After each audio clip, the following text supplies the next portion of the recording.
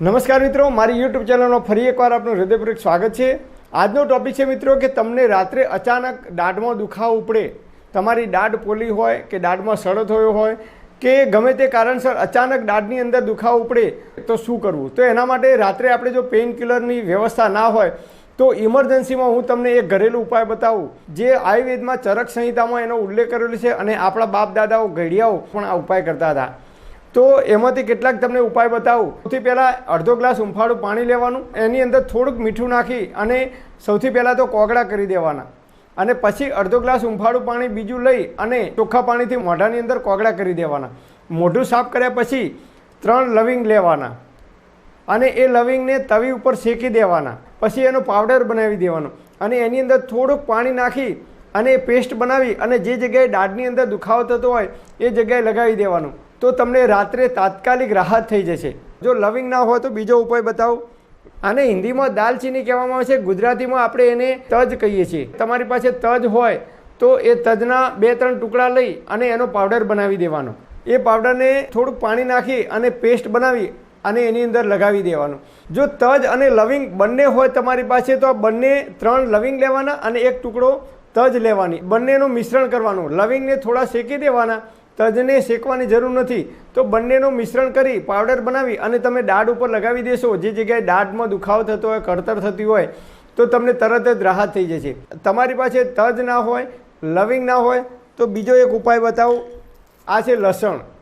લસણ તો લગભગ દરેકના ઘરમાં હોય, તો 2 થી 3 કળી લસણ લેવાનું અને એની પેસ્ટ બનાવી દેવાની અને પછી એ જે પેસ્ટ બને એ પેસ્ટ આપણે જે દાઢ દુખતી હોય, જે જગ્યાએ દાઢ ફોલી હોય એ જગ્યાએ લગાવી દેવાની અથવા લસણની કળી ફોલી અને પછી ધીમે ધીમે ચાવી જવાની, એટલે એની જે પેસ્ટ બની જાય એ પેસ્ટ અને એનો રસ છે એ મોઢાની અંદર જશે એટલે દાઢમાં જે કંઈ કીટાણુ છે એ તરત જ દૂર થઈ જશે અને જે કંઈ દુખાવો થતો છે એ દુખાવાની અંદર ખૂબ ઝડપથી રાહત થઈ જશે। આ સિવાય બીજો ઉપાય બતાવું। શુદ્ધ કોકોનટ તેલ એટલે કે નારિયેળનું તેલ હોય, લાકડાની ગાણીની અંદરથી કાઢેલું શુદ્ધ કોપરેલ તેલ, જેનો આપણે ખાવાની અંદર ઉપયોગ કરીએ છીએ એ તેલ।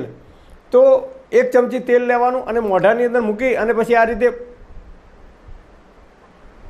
આપણે મોઢામાં કોગળા કરતા હોય એ રીતે મોઢાની અંદર શુદ્ધ કોપરેલ તેલને 5 મિનિટ જેટલો સમય રાખવાનું અને ગોળ ગોળ કોગળા કરવાના, એટલે ફેરવવાનું મોઢાની અંદર, તો તમને તાત્કાલિક રાહત થશે। પણ આપણે જે માથામાં તેલ નાખીએ છીએ, જે બજારમાંથી પેકિંગવાળું લાવીએ છીએ એ તેલનો ઉપયોગ કરવાનો નથી, કારણ કે એમાં કેમિકલ નાખેલું હોય કે રસાયણનો ઉપયોગ કરેલો હોય કે પ્રિઝર્વેટિવનો ઉપયોગ કરેલો હોય તો એ આપણા શરીરને નુકસાન કરી શકે છે। એટલે લાકડાની ગાડીની અંદરથી કાઢેલું શુદ્ધ તેલ હોય, કોપરેલ તેલ નારિયેળનું, તો એનો જ ઉપયોગ કરવા માટે વિનંતી। તો હવે બીજો ઉપાય જોઈએ। તલનું તેલ લેવાનું, એ પણ લાકડાની ગાણીની અંદરથી જો કાઢેલું હોય તો એ અતિ ઉત્તમ છે શરીર માટે। તો તલનું તેલ લેવાનું 1 ચમચી અને એની અંદર ડુંગળી હોય તો ડુંગળીના 2 કે 3 ટીમ્પા પાડવાના અને પછી આને મોઢાની અંદર કોગળા કરવાના। આ રીતે જે જગ્યાએ દુખાવો થતો હોય એ જગ્યાએ એના કોગળા કરવાના। 5 મિનિટ સુધી તમે કોગળા કરશો, મોઢાની અંદર તેલ રાખશો એટલે જે કંઈ દુખાવો છે એ તરત જ તમને એની અંદર ખૂબ મોટી રાહત થઈ જશે અને ધીમે ધીમે તમારો દુખાવો ઓછો થઈ જશે। તો તમે આનો પણ ઉપયોગ કરી શકો છો।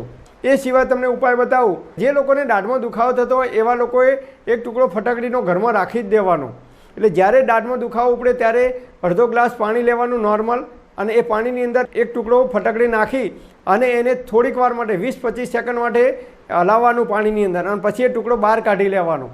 પછી એ ફટકડીવાળું જે પાણી છે એ પાણી મોઢાની અંદર લઈ અને કોગળા કરવાના ધીમે ધીમે, તો પણ તમને દાઢમાં જે દુખાવો થતો છે એની અંદર ખૂબ મોટી રાહત થશે। અથવા બીજો ઉપાય તમને બતાવું।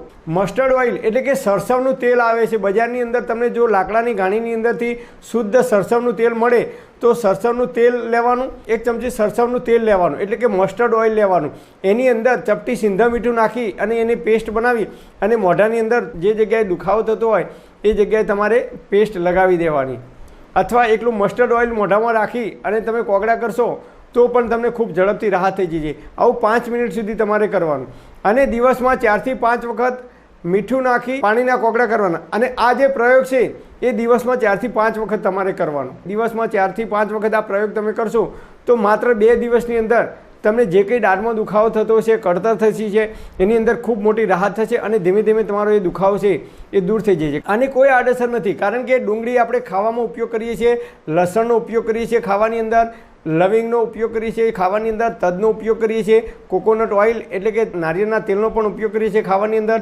તલનું તેલ પણ આપણે ખાવામાં વાપરીએ છીએ અને મસ્ટર્ડ ઓઇલ એટલે કે સરસવનું તેલ પણ આપણે ખાવામાં ઉપયોગ કરીએ છીએ. એટલે જે કંઈ ઔષધિઓ બતાવી મેં એ બધી જ ઔષધિ આપણે ખાવાની અંદર ઉપયોગ કરીએ છીએ. એટલે પેટની અંદર જો એ જતી રહે ભૂલથી પણ તો કોઈ નુકસાન કરતું નથી. તો આ રીતે જ્યારે પણ દાઢમાં દુખાવો થાય ત્યારે તમે આમાંથી ગમે તે એક ઉપયોગ કરી શકો છો, પણ દિવસમાં 4 થી 5 વખત તમારે ઉપયોગ કરવાનો.